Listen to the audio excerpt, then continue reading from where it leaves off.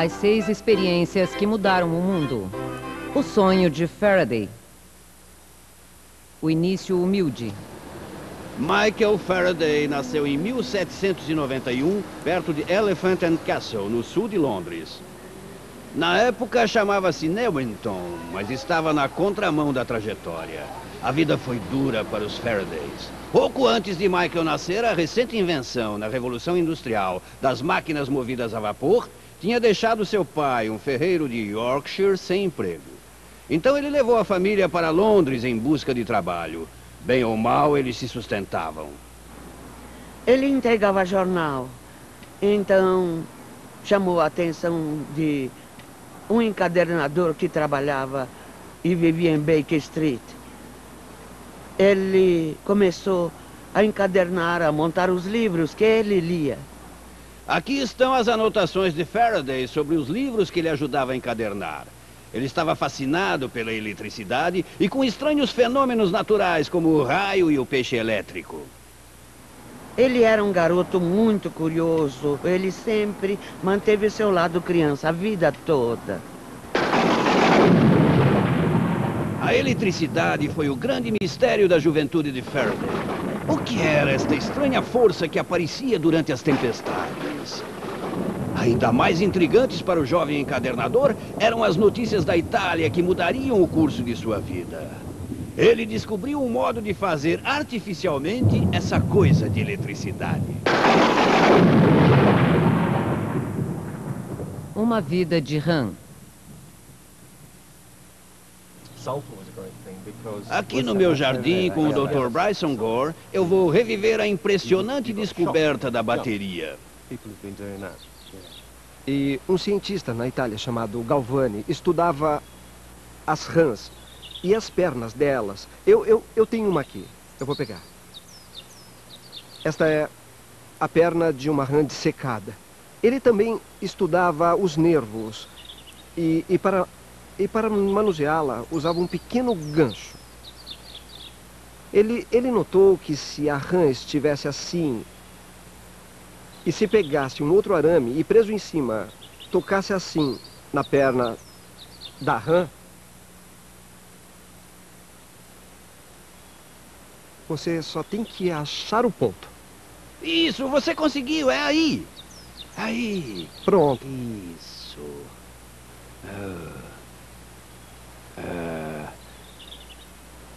E Galvani, então, achou que havia uma vida residual na rã.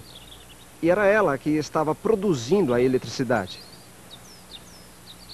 Felizmente para as rãs, alguém percebeu que a eletricidade não vinha da rã, e sim do arame. Você precisa de arames diferentes. E isto é o que foi observado por um outro cientista chamado Volta. Agora, o que Volta mostrou foi que se tivessem 2 pedaços de arame, não era preciso uma rã. Na época, ninguém entendeu a química disto. Tudo que sabiam era que quando metais como o cobre e o zinco se tocavam, eles produziam eletricidade. E logo começamos a produzir baterias. Esta tem 200 anos e é a mesma usada por Faraday em muitas das suas experiências. Aqui temos um pedaço de cobre e um pedaço de zinco que se tocam. E aqui produzimos 1, 2, 3, cerca de 20 a 30 volts. 1 ou 2 volts para cada par de placas. Isso foi revolucionário. A quantidade de eletricidade que poderiam produzir chegaria a milhares, dezenas de milhares de vezes mais que qualquer pessoa tinha sido capaz de fazer antes.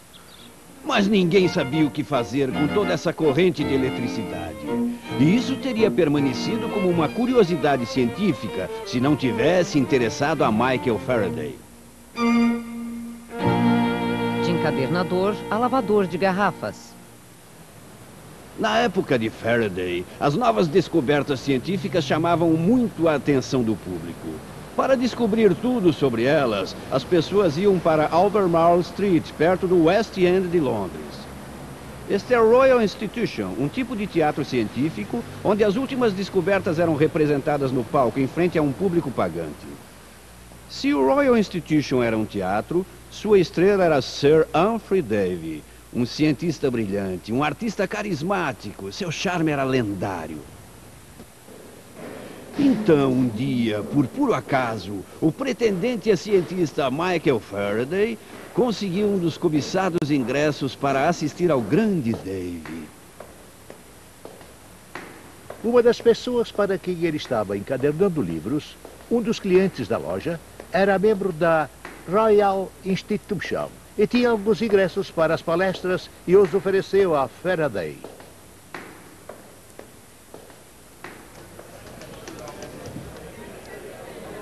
Na primavera de 1812, Michael Faraday tomou seu lugar entre os ídolos no teatro do Royal Institution. O restante do público, que era principalmente a elite de Londres, ignorava completamente o rapaz de 21 anos que se sentou atrás do relógio no meio do auditório. Eles foram para apreciar o show e naquela noite Dave não os desapontou.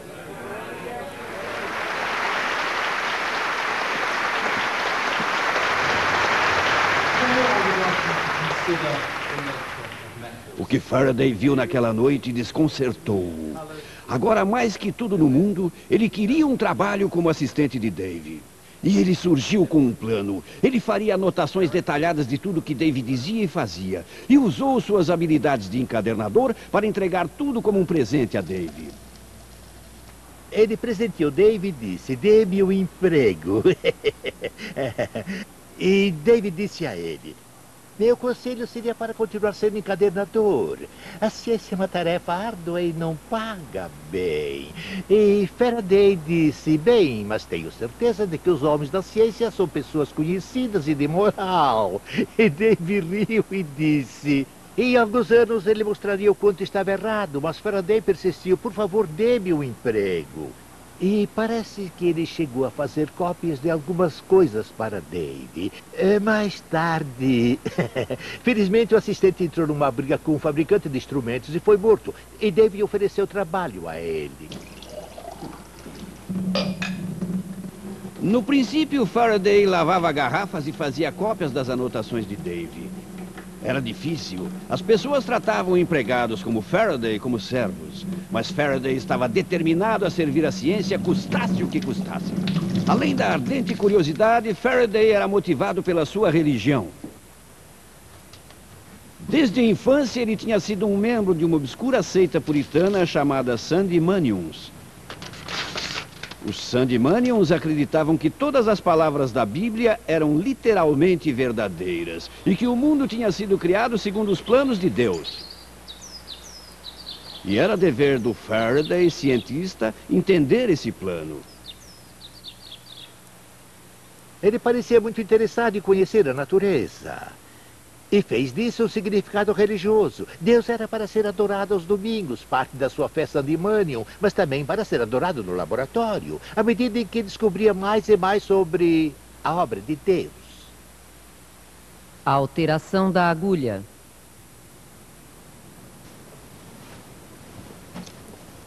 Este é o laboratório em que Faraday auxiliava o grande Dave.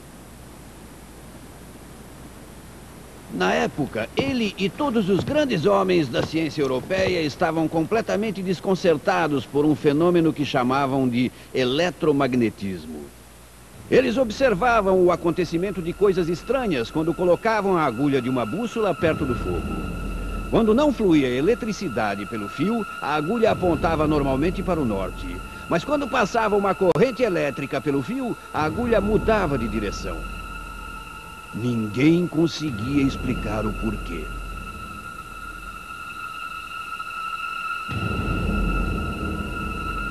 Então, o simples assistente de laboratório Michael Faraday voltou sua mente não tutelada para este enigma. Em 1819, Faraday, com 28 anos, perguntou a seu chefe se ele poderia investigar os mistérios do eletromagnetismo. E permitiram, sem imaginar que o filho de ferreiro iria superar a todos. Faraday era autodidata. Então ele não tinha ideias pré-concebidas. Era muito brilhante. Muito. E ele não era um matemático, então ele não sentaria e tentaria resolver equações, o que para a época seria um tanto prematuro. Em vez disso, ele pensaria: como isso funciona? O que posso tirar disso para fazer uma pequena experiência para verificar se o que estou pensando é o correto? E ele realmente quebrou a cabeça através de experiências e através de imagens físicas em sua cabeça. E isso é uma combinação poderosa e muito produtiva para enfrentar o problema. A conclusão de Faraday era tão simples quanto brilhante. Imagine que ele disse: há uma força magnética circular vindo da corrente de eletricidade através do fio, que explicaria por que a agulha muda de direção. Os grandes homens da ciência acharam esta ideia ridícula. Uma força circular, um absurdo.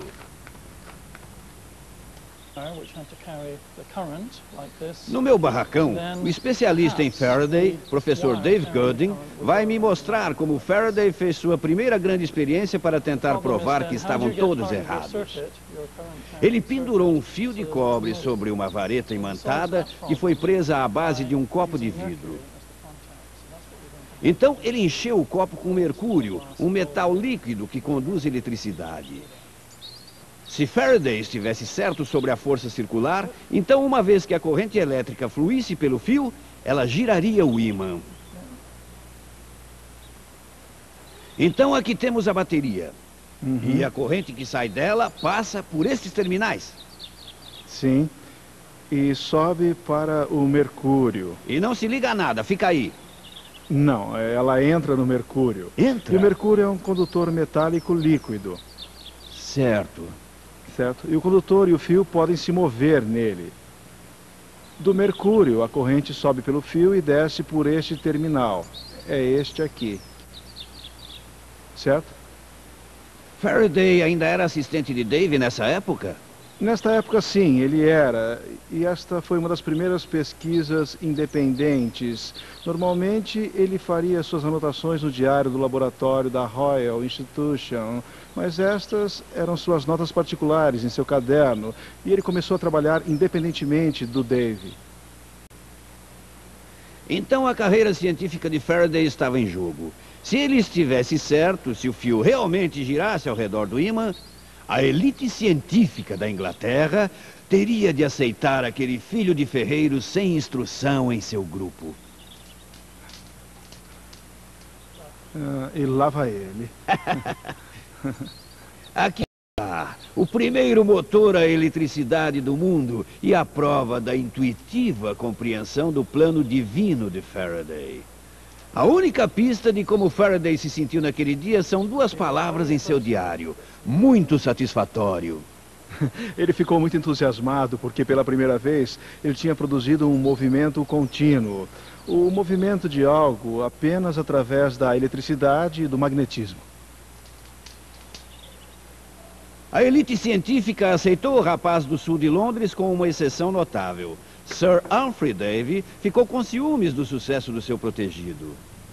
Quando um certificado foi publicado nomeando Faraday para a Royal Society, Davy ficou irritado. E ele disse, deveria recusar o certificado, mas Faraday disse, eu não solicitei, não vou recusá-lo. E esta foi a independência de Faraday. E ele foi devidamente empossado.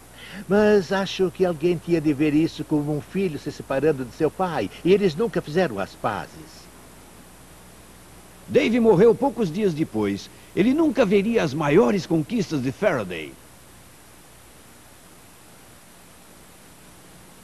Faraday sabia que havia muito para compreender sobre o eletromagnetismo. O fio e a agulha da bússola mostraram que a eletricidade produz magnetismo. Mas Faraday e os outros queriam ver se o oposto era verdadeiro. Será que o magnetismo produziria eletricidade? Isso se tornou o santo graal da física. A imortalidade acenava para qualquer um que pudesse criar uma corrente elétrica. Não de uma bateria, mas de um ímã.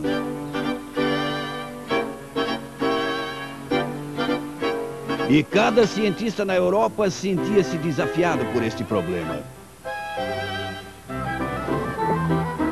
Eles seguravam um ímã próximo de um fio, mas nada acontecia. Eles seguravam vários ímãs perto de um fio, mas ainda assim nada acontecia. Eles substituíam ímãs permanentes por eletroímãs muito mais fortes, mas mesmo assim nenhum sinal de eletricidade. Por 10 anos, os cientistas perseguiram a teoria de que se conseguissem um magnetismo forte o suficiente, eles obteriam eletricidade. A teoria estava errada, mas nenhum deles a abandonaria. O motor fez o homem, Mas não fez a cabeça de Faraday. Ele nunca aderiu a teorias, ele apenas observava as leis de Deus. E 23 dias antes de completar 40 anos, tudo se revelou. 29 de agosto de 1831, experiências sobre a produção de eletricidade a partir de magnetismo, etc, etc.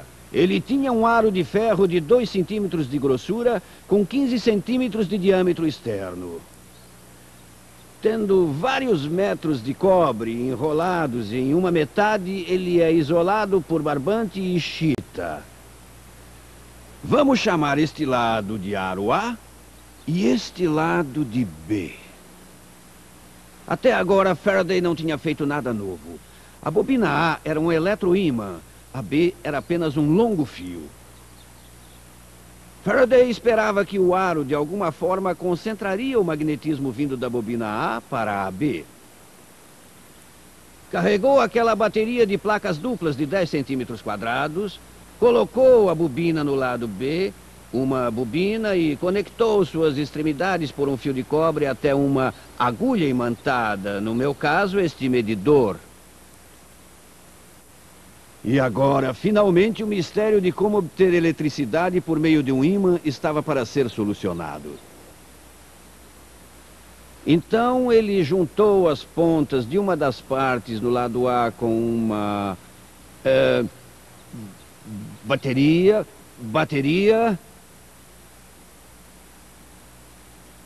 Imediatamente, um leve efeito na agulha. Ela oscilou e voltou para a posição inicial. Ao interromper a conexão do lado A com a bateria, novamente uma alteração na agulha. Então o magnetismo realmente produziu eletricidade, mas apenas no momento em que aparece e quando desaparece. Mas eu admito que eu fiquei envolvido. Bryson, eu consegui. Certo. Mas o que realmente eu fiz? Qual o significado? Certo. Bem, eu acho que o problema que temos com isso é que Faraday tinha de fazer tudo em um espaço apertado para ver algum efeito com o tipo de instrumentos que ele tinha. Esta é uma versão moderna da experiência de Faraday. À esquerda está o eletroímã conectado a uma bateria. À direita, uma bobina conectada a um medidor. O mais importante sobre o que Faraday viu era que isso muda o campo magnético que estava produzindo uma corrente na segunda bobina. E nós podemos mudar isso ligando e desligando a corrente. Ou então usar, e Faraday mostrou isso, usar um ímã permanente. Olha só se eu tirar essa bobina aqui. E então, simplesmente eu mexer o ímã perto da bobina. Então é feita a mudança no campo magnético do fluxo da corrente em volta. E é isso que o medidor está indicando. Olha só, o medidor está indicando a corrente que flui aqui.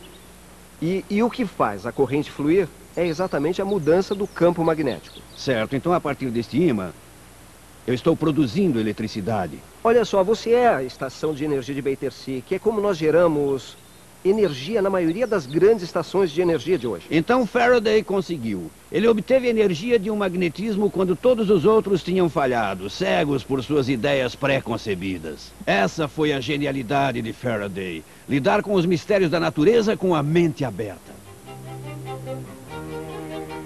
Poucos anos após a descoberta de Faraday, as primeiras linhas de telégrafo foram instaladas. E desde então, há um fluxo sem fim de maravilhas tecnológicas que utilizam a eletricidade.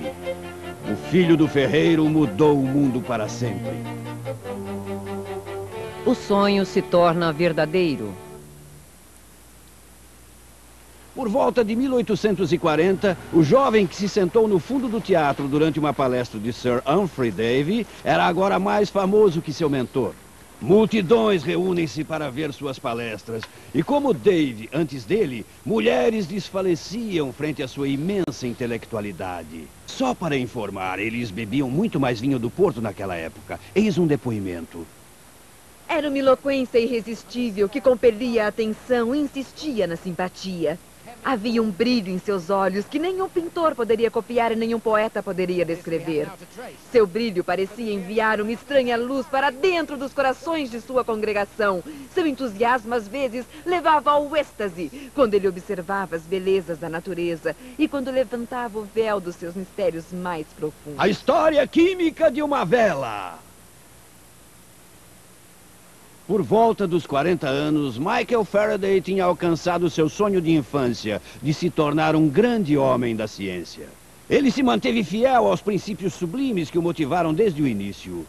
Ele partiu para a ciência para conhecer a mente de Deus, não para ganhar dinheiro. Ele nunca patenteou nada. Michael Faraday morreu em 1867 aos 76 anos. Eu acho que terminaria esta minha jornada onde iniciamos, no local em que nasceu, perto de Elephant and Castle. Soube que há um monumento para ele em algum lugar por aqui. Eu imaginava que seria uma coisa grande, uma coisa compatível com o homem que nasceu pobre e cresceu para ser um dos maiores filhos da Inglaterra. Juro, eu imaginava que o monumento fosse mesmo uma coisa grandiosa. Bom... Michael Faraday, o pai da eletricidade moderna, nasceu perto daqui.